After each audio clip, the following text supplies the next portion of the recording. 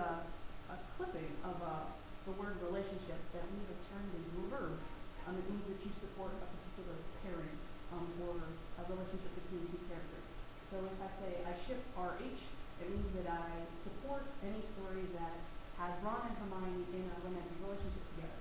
Now that's a canonical relationship, and Harry Potter is a fandom that's got a lot of good examples of relationships that should never happen in the history of ever anywhere. Because there are so many characters. The one that always springs to mind is Hermione Snape, which I just think is wrong. Another very important acronym when we're talking about pairings is the acronym OC, or original character. Now this is a designation that doesn't need to exist in mainstream writing because all characters are original in mainstream. But when we're referring to a character that the author has created themselves, we need to specify that so that our readers know what we're talking about. Original characters are a character created by the author for the purpose of creating identity and agency within the fanfic. This is a character that I've come up with. This picture was done by a friend of mine who lives in England. And it is a character from my KOH, Kingdom of Heaven fanfic, which is sitting somewhere over there. And these characters are the closest to the author. Audemars is a poet, very much like me. She is a Christian, I'm a Catholic, but we didn't have that designation back in the 12th century. And she is also very heavily influenced by Benedictine. Her brother is one, and obviously I go to a Benedictine school. So this character is very close to who I am as a person. The author can control their character, and they can also control, in so doing, how their audiences see them as a person. Now, a lot of people who write fanfiction are in the 13 to 16 age bracket, and they're all women. A lot of these original characters are manifestations of what psychologists call the adolescent personal fable. And that is the idea that teenagers have that they are absolutely invincible, or that they're the best in the world at whatever it is they do.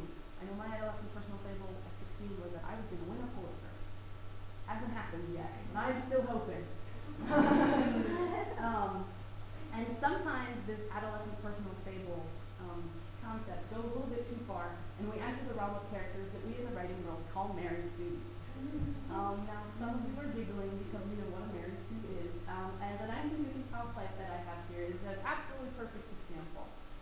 That chocolate cake is going to be absolutely amazing. In fact, that chocolate cake is so darn amazing that it can be used to bribe Mary Sue's way out of prison, where she was being held by her vicious and vindictive uncle, because lots of Mary Sues have a tragic past. And then she will then proceed to escape from prison and rescue the world from an army of invading alien zombies, kill them all, single-handedly. And at the end of the day, she'll still look like that, despite the fact that she's been taken apart all day. These are characters whose defining characteristic is that they have no flaws. They're loved by everyone, and they make themselves indispensable to the narrative, even though the story went on without them before the Mary Sue came along. This is a writer's worst nightmare, because in addition to showing that you didn't do any character development at all, it also means that no one's going to want to read your story, which is really kind of depressing. These are what we call an eponym, a word that comes from a name. Examples of this in English include words like Macintosh, tweed, and sandwich. These words require prestige and widespread recognition, and these are two things that fanfiction lacks. In the entirety of the vocabulary, I only found two eponyms, Mary Sue and a concept called slash, which goes back to that relationship issue. In the original 1970s fanfics, when you wanted to indicate that two characters were having a homosexual relationship, you would write a forward slash between their names. If it was a friendship fic, you would put a plus. So we use that slash to refer to the fact that two guys are indeed having a romantic relationship in this story. Now, I've been talking about how we appropriate and reconstruct words from English. We also take fanfiction vocabulary from other sources as well, like the internet. We have in fanfiction the concept of beta reading, which comes to us from the internet jargon beta testing.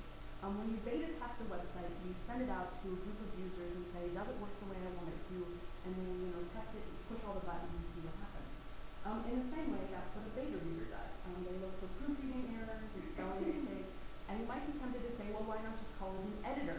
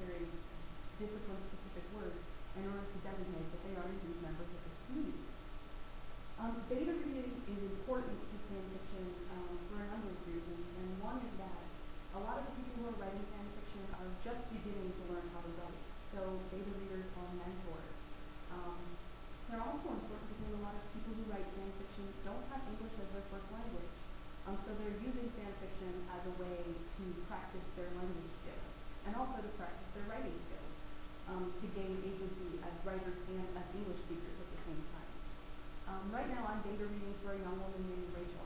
Her first language is Portuguese. She reads and speaks English exceptionally well, but she's not very certain about how to write it. So when I proofread her stories, I proofread them for grammar and spelling mistakes, but I also proofread them for American colloquialism.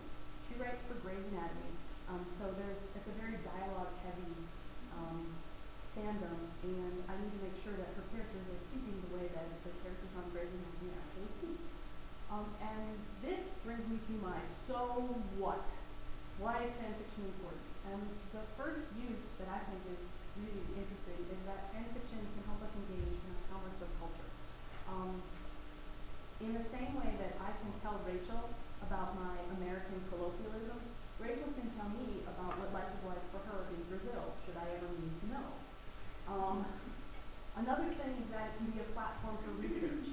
I mentioned my original character, Algernon, and it's based on the movie Kingdom of Heaven. I don't know if any of you are familiar with it, but it's kind of notorious in the historical community for being really, really inaccurate. So I found this out and decided that I was going to do a lot of research and incorporate that research into my story to make it not historically inaccurate anymore.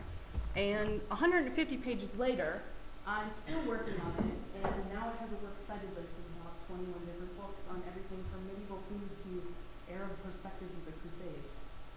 So it's really helped me do a lot of research on my own that I wouldn't have been able to do had really stopped, not made the movie, and inspired this will to create another story and another dialogue.